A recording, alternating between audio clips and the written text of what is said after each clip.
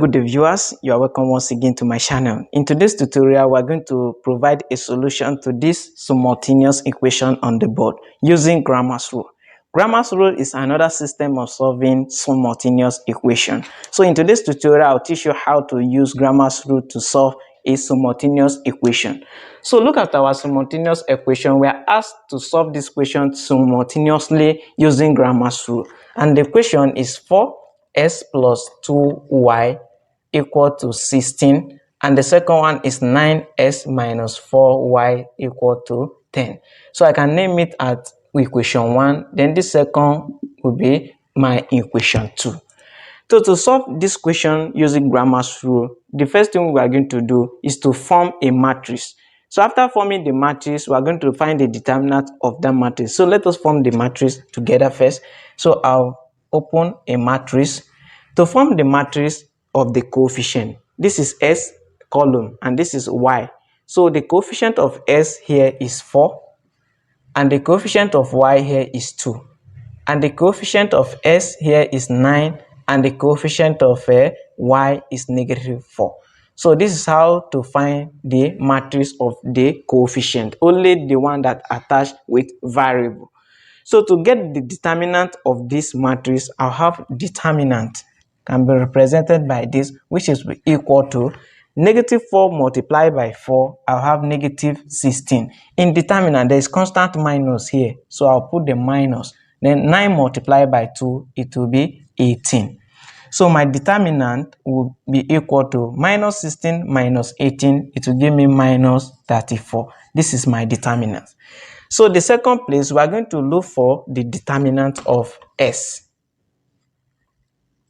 So to get the determinant of S, we are going to form the matrix of S.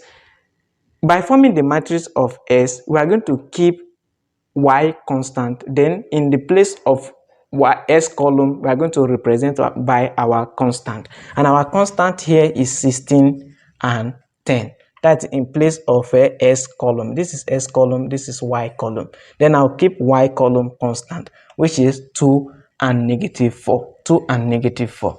So to find the determinant of this now, I'll have determinant of S, which is equal to negative 4 multiplied by 16.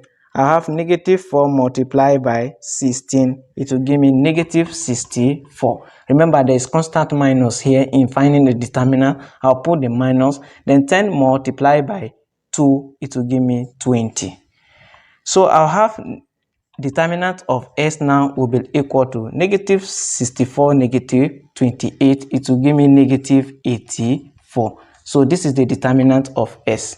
And also to get the determinant of Y, I'll form the matrix which is equal to get the determinant of Y, I'll keep S constant, then replace our Y column by our constant. By keeping S constant, I'll have a 4 and 9 here as our S column. Then Y column, I'll replace it by this our constant, which is 16 and 10.